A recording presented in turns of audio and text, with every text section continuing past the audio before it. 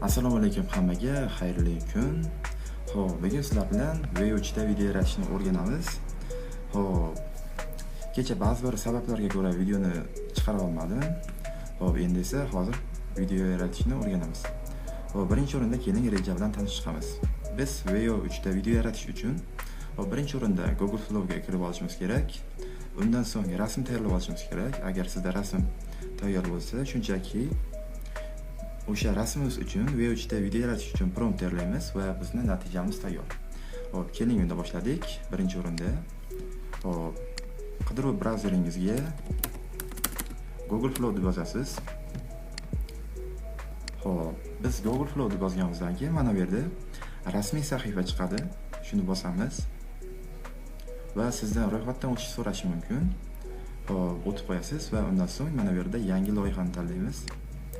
yoki o'sha projekt degan so'z bo'ladi va undan so'ng sizda ham xuddi shunday interfeys ochiladi. Xo'p, hozircha bo'ldi. Endi esa biz ChatGPT ga o'tamiz, ya'ni rasmga ishlov berish uchun. Ya'ni biz hozir birorta rasm tanlab, xo'p, multfilm ko'rinishidagi video yaratamiz. Xo'p, endi keling birorta rasm tanlab olamiz.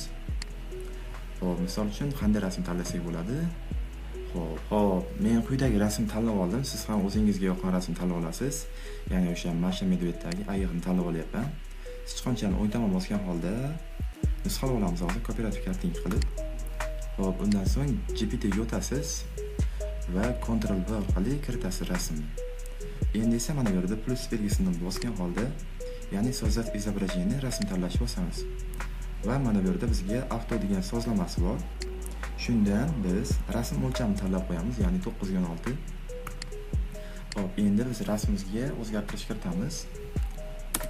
Xo'p.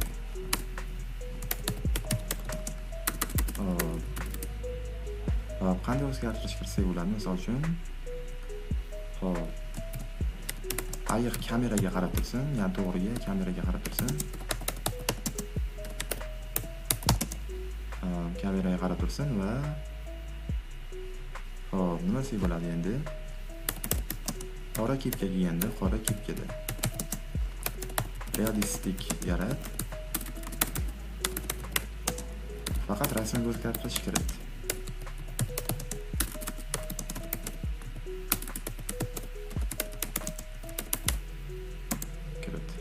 Endi quyidagicha o'zgartirish kirityapmiz, ya'ni ayiq kameraga qarab tursin, qora kepkada, realistik yarat, rasmga o'zgartirish kirit. Xo'p, ya'ni o'sha promptingizni qanchalik aniq bersangiz, shunchalik aniqroq natija olasiz. Endi yuborish bosamiz. Bizga qanday natija tayyorlab beradi, birgalikda hozir ko'ramiz. Xo'p, ya'ni o'sha GPT ni o'zidan tayyorlashingiz mumkin. Hozircha rasm yaratish uchun eng yaxshisi ChatGPT deb hisoblayman men. Xo'p, imkoniyatlari ko'proq Geminiga qaraganda. Xo'p, mana bizning rasmimiz tayyor bo'ldi. Ya'ni o'sha kameraga qarab tursin, ya'ni to'g'riga va qora kepkada. Mana bizga qora kepka ham tayyorlab berdi. Endi buni yuklab olamiz. Xo'p, mana bu yerga tushdi.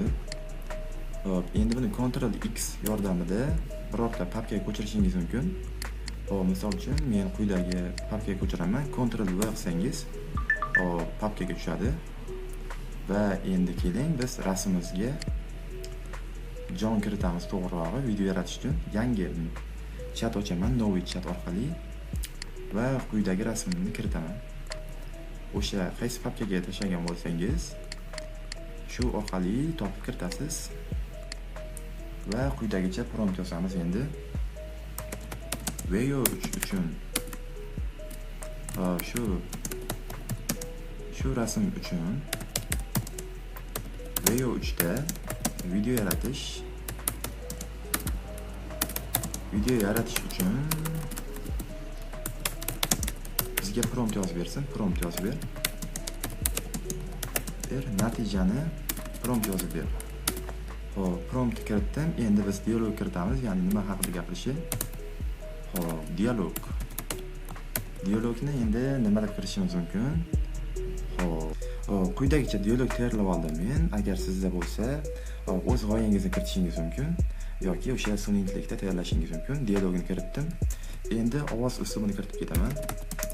ovoz uslubi qanday bo'lishi mumkin? Ovoz uslubi.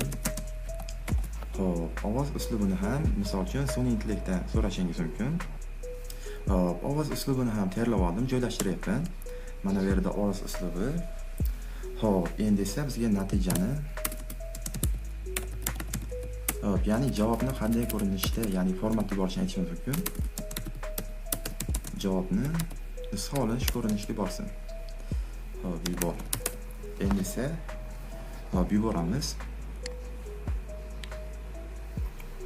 Xo'p, mana bizga o'sha V3 uchun prompt tayyorlab berdi. Xo'p, endi buni mana bu yerda nusxalab olamiz, ya'ni shu format tayyorlab berdi va V3 ga o'tamizda birinchi o'rinda mana bu plus belgisini bosgan holda media yuklash bo'limini tanlaymiz va mana bu yerdagi o'sha generatsiya qilgan rasmimizni tanlaymiz. Xo'p, mana bizning rasmimiz yuklanyapti hozir.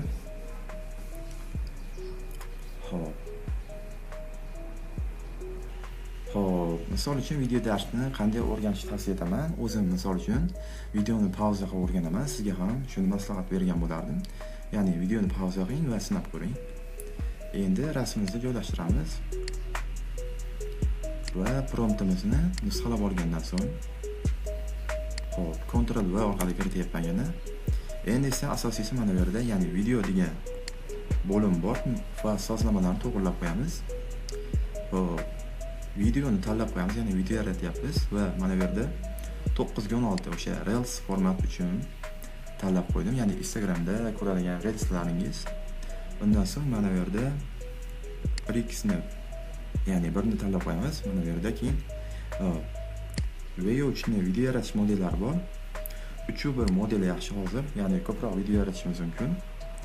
Xo'p, endi esa yuborishni bosamiz va bizga natijani yuboradi. Xo'p, mana do'stlar, bizning videomiz ham tayyor bo'ldi. Birgalikda ko'ramiz hozir. Xo'p, natija qanday chiqqanini sizlarga yoqadi degan umiddaman. Qani ketganda.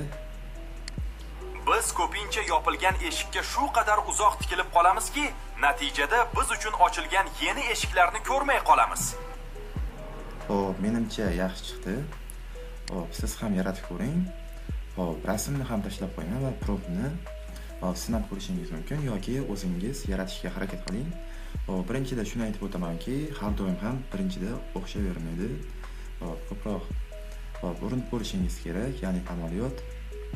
Xo'p, unda hammaga omad, foydali bo'ldi degan umiddaman. Xayr.